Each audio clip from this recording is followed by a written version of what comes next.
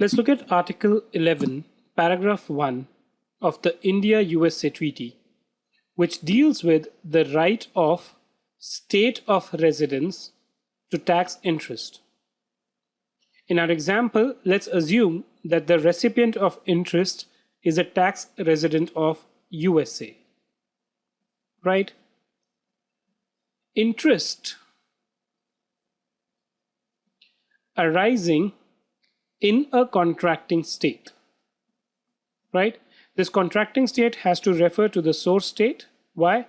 Because if the interest is arising in the state of residence, then obviously it is taxable there. And the question of a treaty application may not necessarily arise.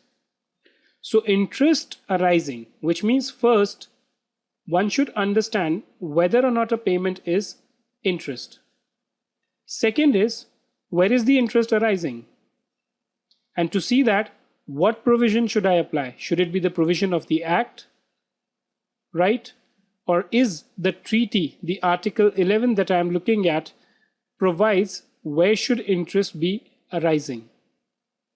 But having said it, if there is an interest which is arising in the source state and paid, not only should the interest arise in the source state, which is India in our example, but it should be paid to a resident of the other contracting state, which means to a resident of the United States, may be taxed in that other state.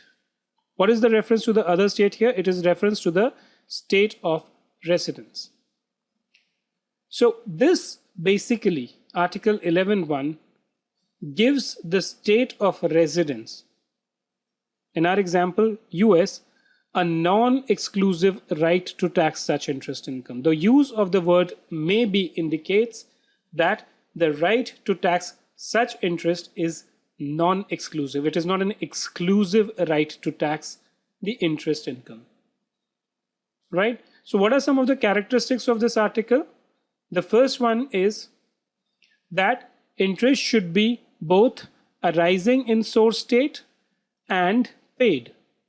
If it is only arising and accruing but not paid, in that case, from a recipient's perspective, it is not liable to tax there.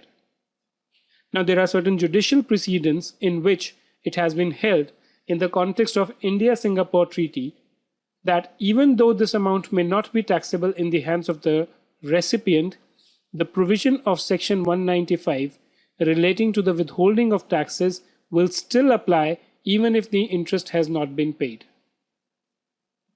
While in some cases it may effectively result in the payment of the tax liability of the non-resident, given these judicial precedents, one needs to keep that in mind. The second is the recipient of interest should be a resident of the United States, right? If he's not a resident, he's a national, then he's not covered here unless there is a provision in the treaty which gives the nationals of a contracting state the same right as a resident of that state. Third is both source state and resident state have the right to tax. Why? Because 11.1, Article 11.1 just gives a non-exclusive right to the state of a residence actually, to tax such interest income. To ascertain whether interest has arisen, one needs to look at the provision of the Act if the treaty is silent, but if the treaty gives you a provision, then you need to consider that if it is more beneficial. If the treaty provision is not beneficial, you can actually look at the provision of the Act as well. The definition of interest as per Article 11 should apply. Normally, Article 11 does define interest, which we will see as a part of this presentation subsequently, unless the provision of the IT Act are more beneficial, in which case you can take shield under those provisions to claim non-taxability or a reduced or a discounted taxability.